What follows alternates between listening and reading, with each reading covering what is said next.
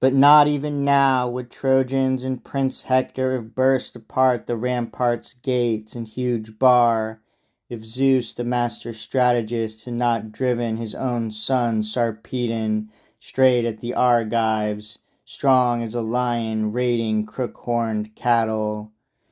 Quickly Sarpedon swung his shield before him, balanced and handsome, beaten bronze, a bronzesmith hammered out with layer on layer of hide inside, and stitched with golden rivets round the rim. That splendid shield he gripped before his chest, and shaking a pair of spears went stalking out like a mountain lion, starved for meat too long, and the lordly heart inside him fires him up to raid some storm-proof fold, to go at the sheep. And even if he should light on herdsmen at the spot, guarding their flocks with dogs and bristling spears, the marauder has no mind to be driven off that steading, not without an attack. All or nothing, he charges flocks and hauls off bloody prey, or he's run through himself at the first assault with a fast spear driven home. So now the heart of Sarpedon, stalwart as a god, impelled him to charge the wall and break it down. He quickly called Hippolochus' son. Glaucus, why do they hold us both in honor, first by far with pride of place, choice meats and brimming cups, in Lycia where all our people look on us like gods? Why make us lords of estates along the Xanthus' banks, rich in vineyards and ploughland rolling wheat?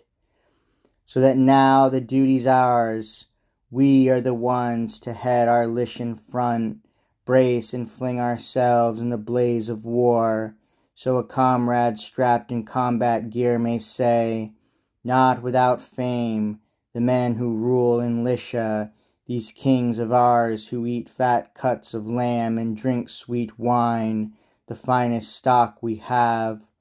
But they owe it all to their own fighting strength, our great men of war, they lead our way in battle. Ah, my friend, if you and I could escape this fray and live forever, never a trace of age, immortal, I would never fight on the front lines again or command you to the field where men win fame. But now, as it is, the fates of death await us, thousands poised to strike, and not a man alive can flee them or escape. So in we go for attack, give our enemy glory, or win it for ourselves. Glaucus did not turn back or shun that call.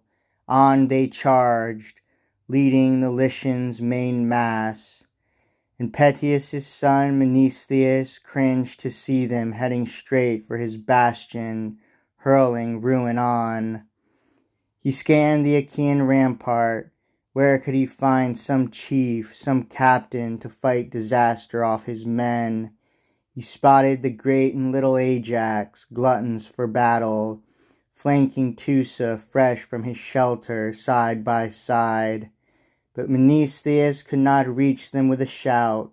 The din was deafening, war cries hitting the skies, spears battering shields and helmets' horsehair crests, and the huge gates all bolted shut. But against them there the Trojans tensed and heaved, trying to smash them down and force a passage through. At once Mnestheus sped a herald to Ajax. Run for it, quick one, call great Ajax here, both of them, better yet, that's best of all. Headlong ruins massing against us quickly, Lycia's captains are bearing down too hard, fierce as they always were in past attacks. But if fighting's flaring up in their own sector, at least let the rugged giant Ajax come alone, with Teusa, the master archer, at his side.